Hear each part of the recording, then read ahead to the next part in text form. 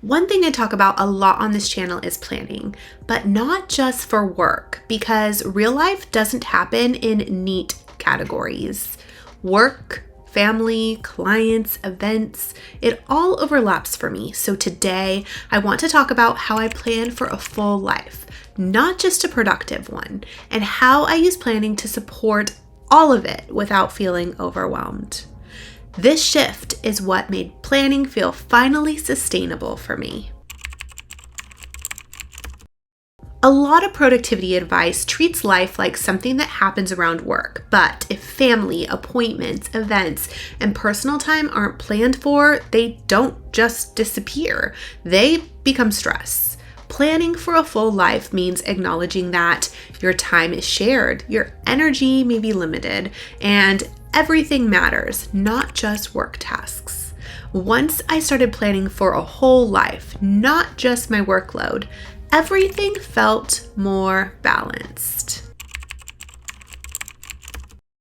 The foundation of my planning is always my calendar, and to be specific, I mean my Google Calendar that I share with my husband and my son. Before I think about tasks, I look at meetings, school schedules, client commitments, events, and any time-sensitive non-negotiables. My calendar shows me my reality. That way, I'm not planning based on what I wish I had time for. I'm planning based on what's actually available. When I move into my planner, my goal isn't to control every single hour. My goal is clarity. I use structure to see where my time is going, not to put pressure on myself. That's also why I color code. Each color represents an area of my life. Work, family, personal content, clients. It's not just for aesthetics, though it is pretty, but it's so I can visually see balance or the lack of it. If one color takes over the entire page, that tells me something needs adjusting. This is how I plan across everything without getting overwhelmed. I plan anchors first, like appointments, events, deadlines. Then I choose a few weekly priorities that move things forward. I don't expect every area of my life to get equal attention every week. Some weeks are work heavy, some are family focused, some are full of events, and some are just pure chaos, if I'm honest. Planning does help me acknowledge that, not fight it.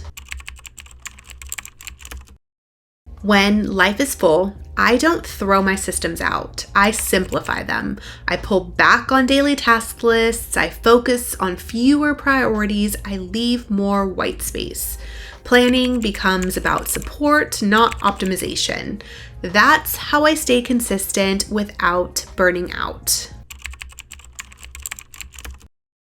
This only truly works when you stop expecting yourself to do everything all the time.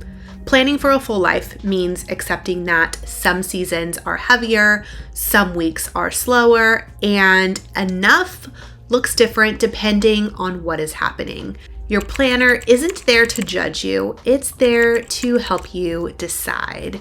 If you're feeling stretched thin right now, I want you to hear this. You don't need a more detailed plan. You need a more realistic one.